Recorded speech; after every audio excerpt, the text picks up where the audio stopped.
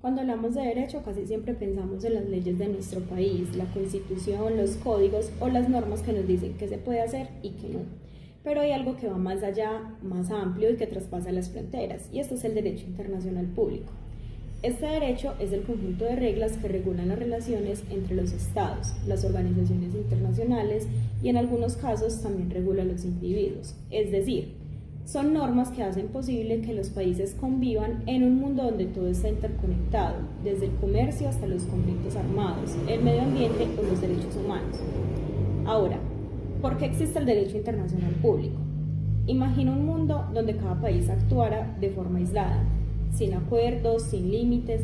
Sería como una especie de ley de selva, donde los más poderosos impondrían siempre su voluntad.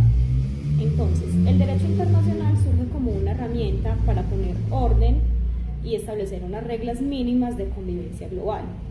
Su origen, aunque no es reciente y hoy suena un poco moderno, desde las civilizaciones pasadas ya establecían unos acuerdos para el comercio, para las alianzas militares, el trato de los prisioneros en guerra. Con el tiempo esas costumbres se fueron formalizando hasta convertirse en un sistema reconocido mundialmente. Hoy en día el derecho internacional público es indispensable porque vivimos en un planeta interdependiente. Ningún país puede resolver solo un problema, como por ejemplo el cambio climático, el tema de las pandemias, el terrorismo o el narcotráfico. Las fuentes del derecho internacional público se las voy a explicar a continuación. Ahora bien, ¿de dónde salen esas normas? ¿Quién las inventa?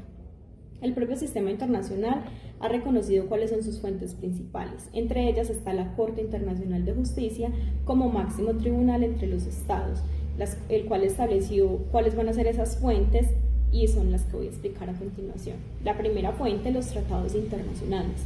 Son acuerdos escritos entre estados, funcionan como un contrato entre dos o más países. Ellos firman y se comprometen a cumplir lo pactado. Por ejemplo, la Carta de las Naciones Unidas, que crea la ONU y establece principios como la prohibición del uso de la fuerza. Otro ejemplo, el Acuerdo de París sobre el cambio climático, donde los países se comprometían a reducir emisiones contaminantes. Un tratado no se impone, sino que debe ser firmado voluntariamente, pero una vez firmado y ratificado se convierte en una obligación legal. Otra fuente del derecho internacional público es la costumbre internacional, porque todo no está escrito. Muchas veces del derecho internacional público nacen las prácticas constantes entre estados y la convicción de que esa práctica es obligatoria. Por ejemplo, la inmunidad diplomática. Durante siglos los países respetaron a los embajadores y no los arrestaban ni los atacaban, hasta que esa costumbre se volvió reconocida internacionalmente. La costumbre es como las reglas, no están escritas dentro de una comunidad, pero todos la aceptan y la cumplen. Otra fuente, los principios generales del derecho. Son valores y normas que existen casi en todos los sistemas jurídicos nacionales y que también se aplican en el ámbito internacional. Por ejemplo, la buena fe, la equidad, la responsabilidad de reparar un daño.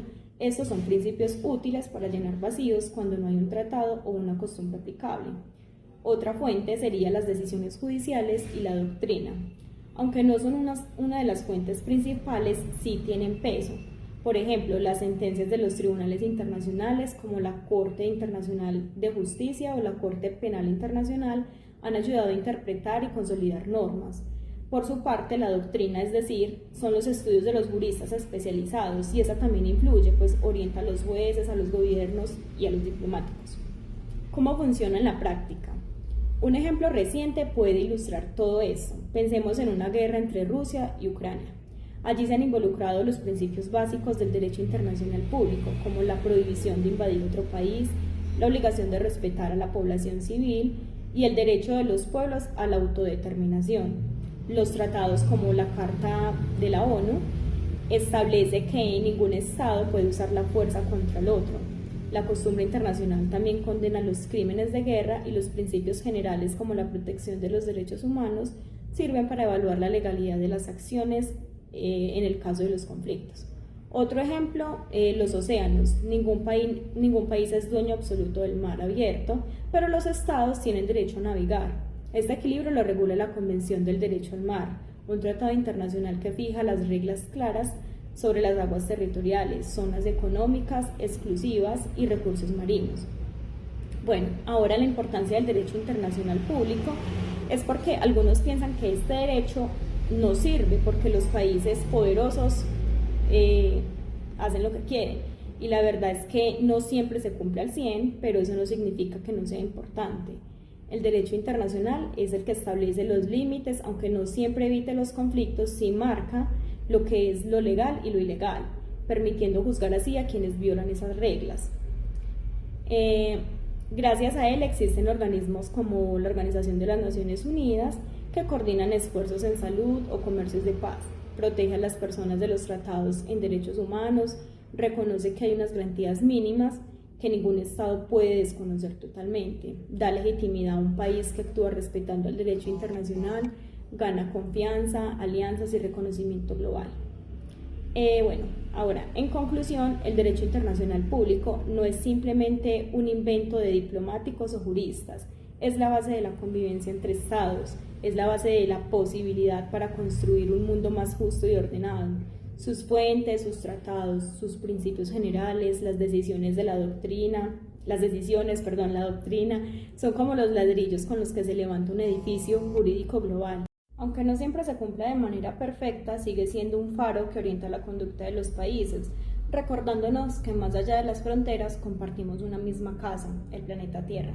En ese sentido, el derecho internacional y los acuerdos entre las Naciones Unidas funcionan como una guía ética y jurídica que busca equilibrar intereses, fomentar la cooperación y evitar que el poder se convierta en absoluto. La realidad de nuestros conflictos, las desigualdades y las tensiones políticas pueden desafiar principios, pero sin embargo, el simple hecho de contar con normas y con mecanismos de diálogos evidencia un avance muy importante en las formas de cómo las sociedades conciben una convivencia global. Cada tratado firmado, cada organismo internacional creado y cada sentencia emitida en favor de los derechos humanos son un paso hacia una comunidad internacional más justa. Entonces, de este modo, más que un conjunto de reglas rígidas, se trata de una construcción colectiva que refleja la voluntad de la humanidad de vivir en paz, de resolver las diferencias a través de medios pacíficos y de proteger los bienes comunes de la humanidad, como la humanidad humana, la justicia, el medio ambiente y la paz mundial. Por ello, aunque imperfecto, el derecho internacional público se convierte en una brújula indispensable para orientar a los estados hacia un futuro en el que la solidaridad y la cooperación prevalezcan sobre la indiferencia y el egoísmo.